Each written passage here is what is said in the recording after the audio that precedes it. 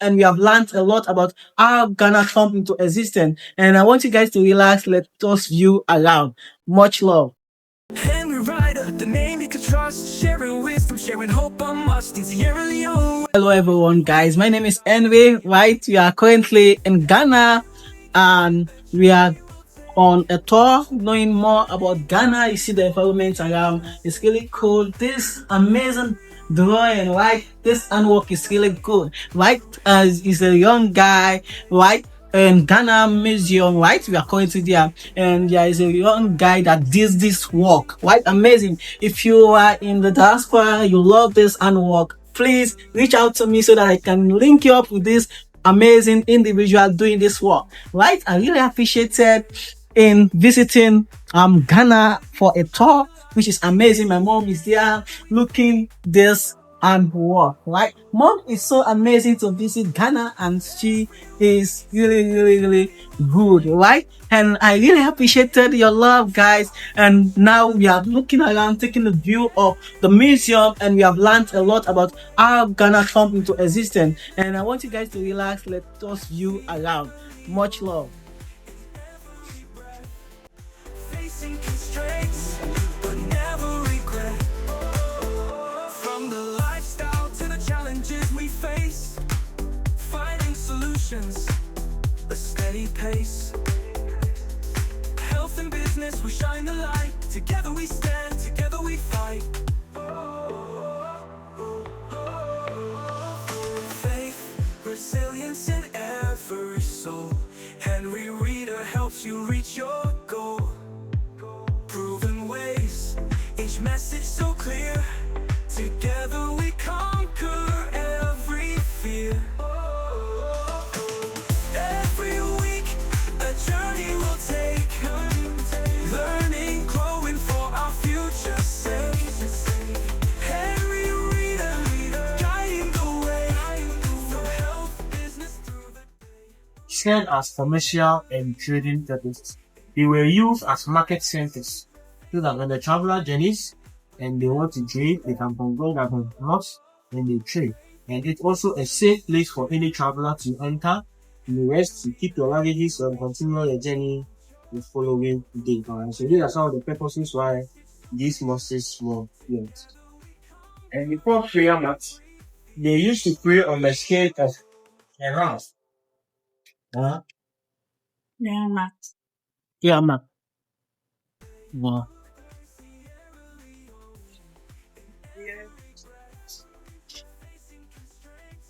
So this is the oldest fabric in Ghana. It is called back cloth, and it is from a tree called Bia. So they remove the bark of the tree, they soak it into water for about a week, they take it out, and they use this wooden mallet to beat it.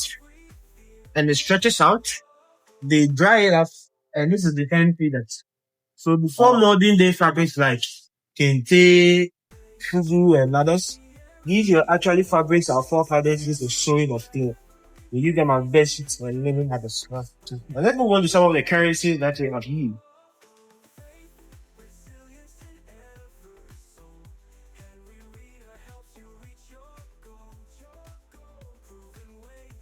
So these are manelas, these are bangles, and they are some of the earliest forms of currency for trading, mostly in servants or slaves.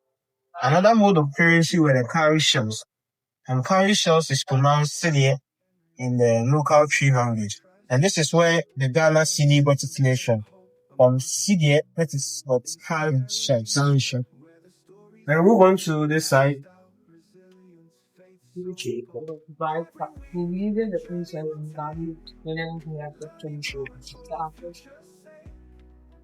So this is a container called kudu. It was used for storing of gold and gold dust, basically by kings. And anytime a king dies, they could bury the container, the gold and everything. It goes down with him. And these small miniature black boxes were also for storing of gold dust. And the last container there was mostly used by women to store cosmetics, cooking oil, shea butter, and jewelries. Right? And these were some of the things that were used for storing of gold and many others here. Let's kindly move on to another section.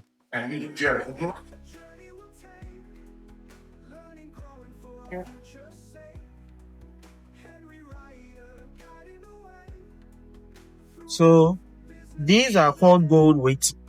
They are called gold weight, but they are not made of gold. They are made of brass. Yeah. But were used to measure the value of gold for a fair trade. So on one side of the scale, they put your gold or your gold dust there, and on the other side of the scale, any of these gold weights are put there. So whichever gold weight will balance the weight of your gold. For example, if this or that is the same weight as the value of your gold, then it will be its value, right? So each and every gold weight here has its own significant value. But so for us to trade fairly and peaceful in trade, then let's measure your gold so that they can know its value before we can trade, right? So let's move on to stools.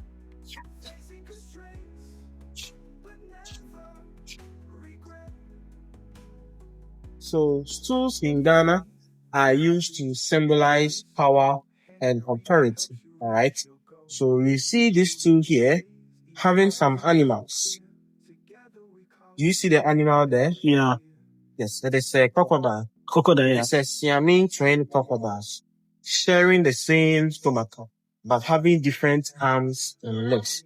You give these animals food to eat, you know what happens? They fight over the food, but they do forget it goes to the same stomach.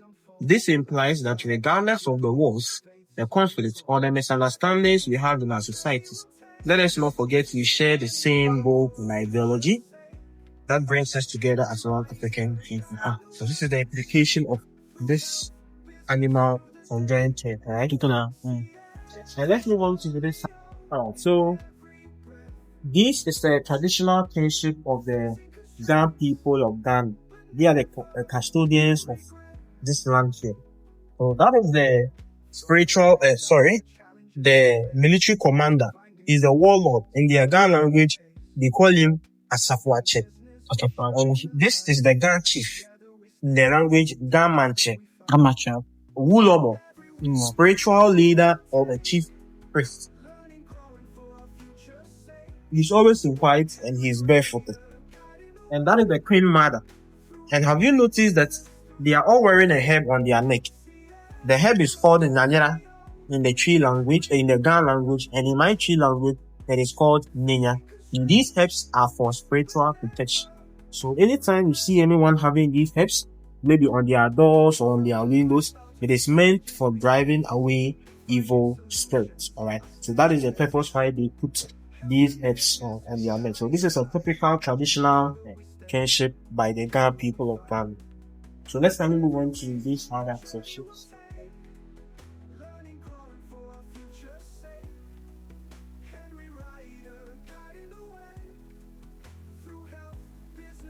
So these are some of the traditional homes in Ghana. So this one particular is from the northern part of Ghana. A man here with his 4 wives. The first, second, third, 4 wives. Where they use this side of the house for rearing of animals. And they use this side for taking care of kids, for cooking and for other the domestic chores. Right? And this is a shrine where they use it for their spiritual activities. A kitchen where they cook and a hall to receive visitors, right? And let's move on to some of the food we are eating as African people.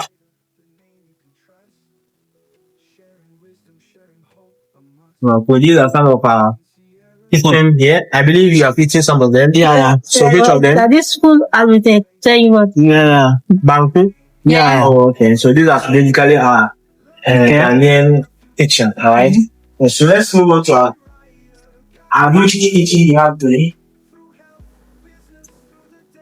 So this is a mortar and a pestle for pounding of food, a calabash for carrying of food from the marketplace, a broom for sweeping, and a pot for storing drinking water.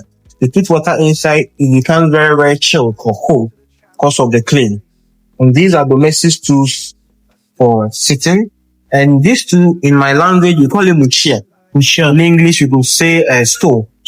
Anytime they cook the smoke and the heat and the firewood, preserve the fish and the meat in the basket, and drives away insects from the vegetables, the fruits there. Alright.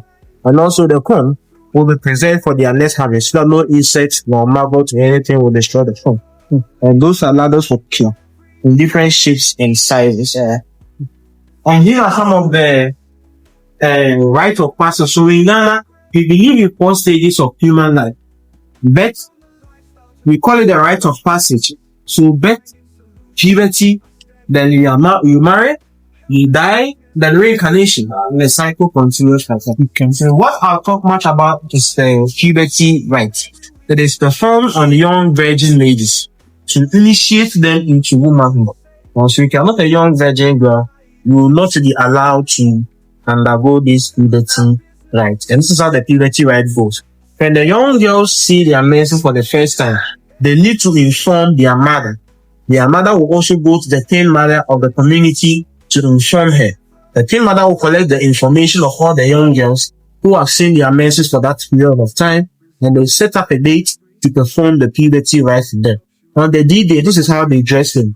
They smear them in clay, adorn them in these beautiful beads, and they cover the most important aspect of their body. Their chest, however, will be exposed like what you see in the picture. They expose their chest to attract men.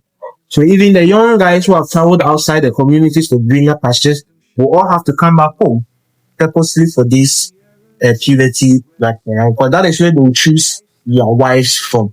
So as they dress them like this, the elderly women will carry the young girls at their back to the riverside or to the stream to bath them.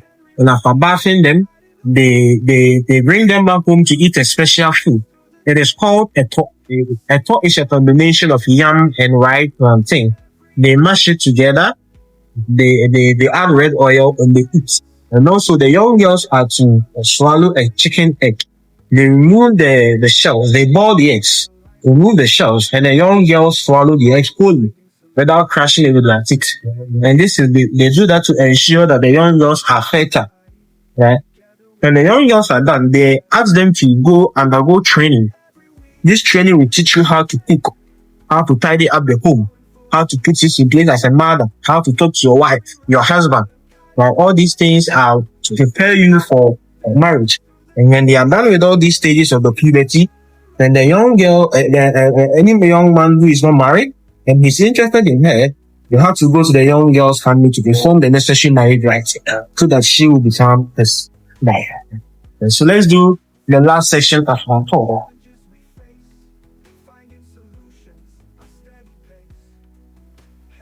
So these 4 objects here, 1, 2, 3, 4, are called funerary figurines, and they mold them to represent like the head of a servant, right?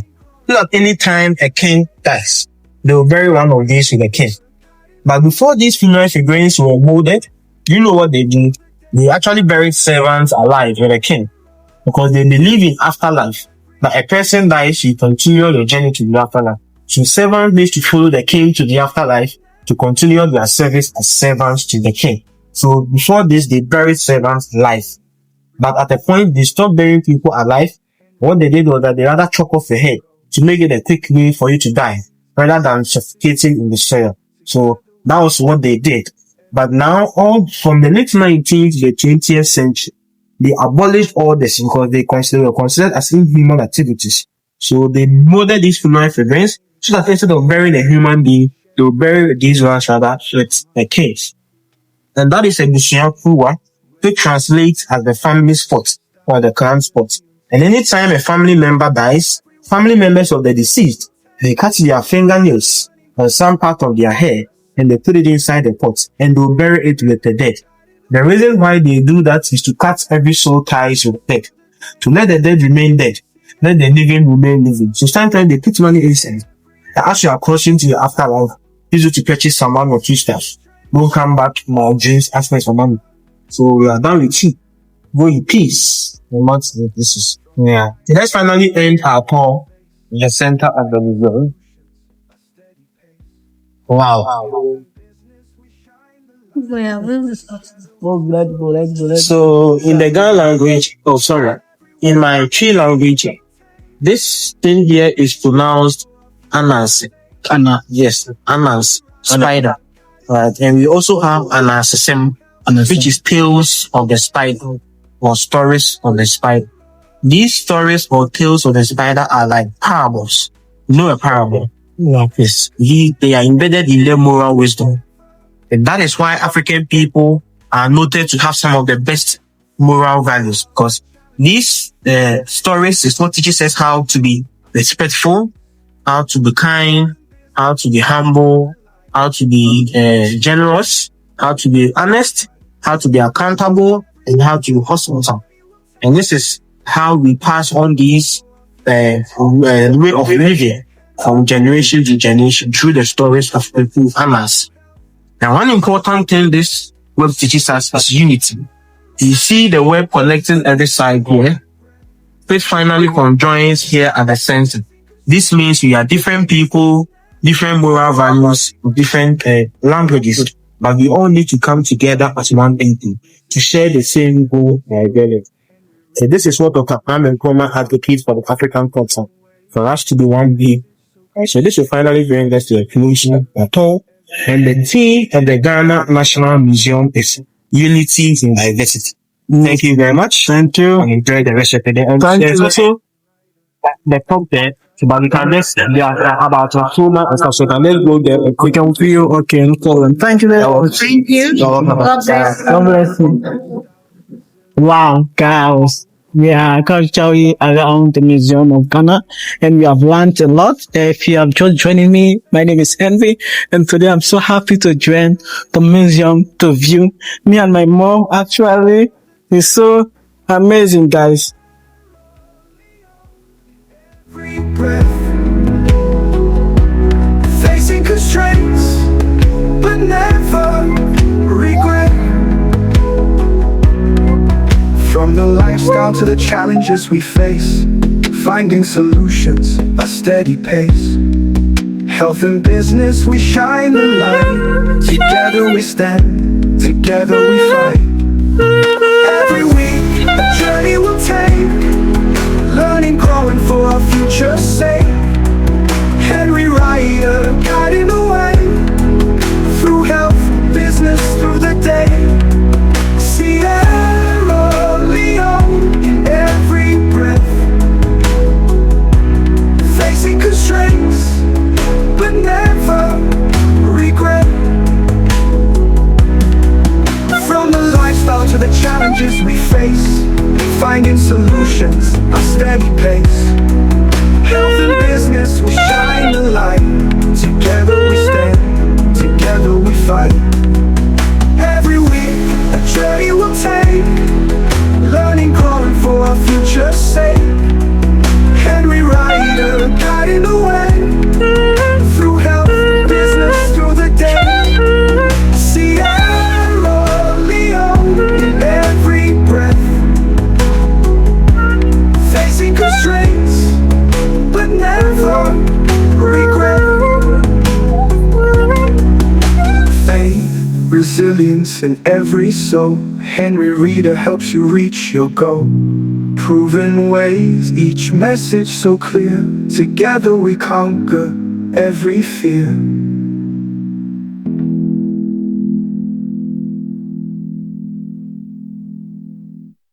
Henry Ryder, the name you can trust.